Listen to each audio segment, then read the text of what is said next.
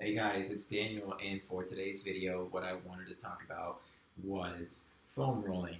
I wanted to give you guys a brief overview as to what foam rolling is, explain some of the benefits that it brings to the table, and then also talk a little bit about how and when you guys can be implementing foam rolling into your own exercise programming. So, foam rolling is considered a myofascial release technique, and these techniques are used to address adhesions or restrictions found within any muscle. Um, these restrictions can develop, from repetitive use, overuse, or from spending prolonged periods of time in certain positions. So if I were to spend too much time, hours, days, weeks, months, in a seated position, what I may naturally develop are tight hamstrings. And as you can imagine, there are many positions out there that can lead to tightness in different parts of the body.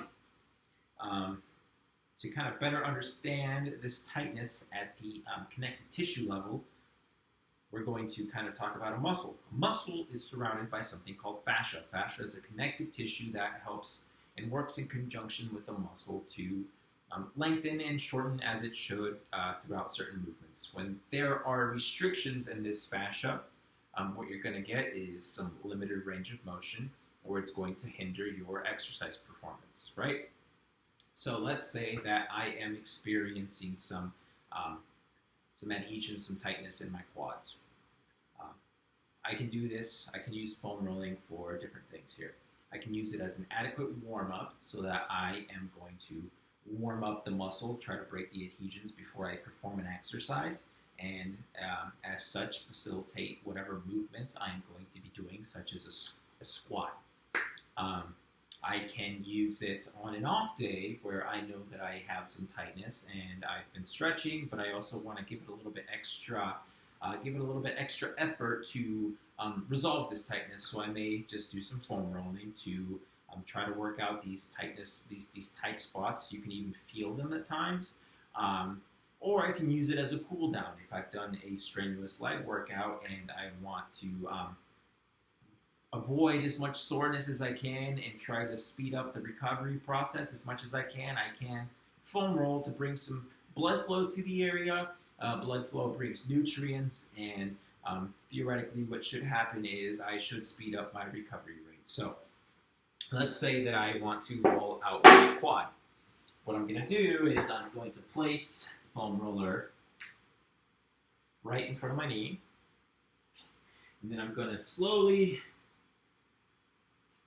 just kind of put my weight over the foam roller, and you can kind of dictate how much pressure you want to put on the foam roller as you're doing something like this. And I am going to kind of work my way up my quad. So I'm going to do it a couple times in the lower portion of my quad. Slowly going to move to the middle portion of the quad, roll it there for a little bit, and then finally go to the higher portion of the quad and finish it out there. So I would want to do that for about 30 seconds, give it a little break, and then do it again for a total of like 3 sets, right? You want to feel a little bit of discomfort because you are going to be addressing tight spots in the muscle, and as such, it should be a little bit uncomfortable to break up these adhesions. You also want to be a little bit wary here because you don't want to cause so much discomfort to the point where it is producing excruciating pain. Excruciating pain may be indicative of an underlying condition or some very serious muscle injury that you may have to go get checked out by a physician.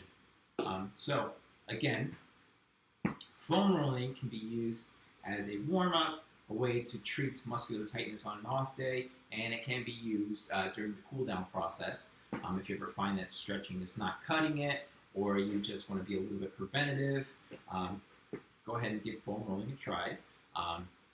Chances are it won't hurt you, and actually I think it feels quite good. So if you guys liked the video, thanks for watching. Stick around for next week.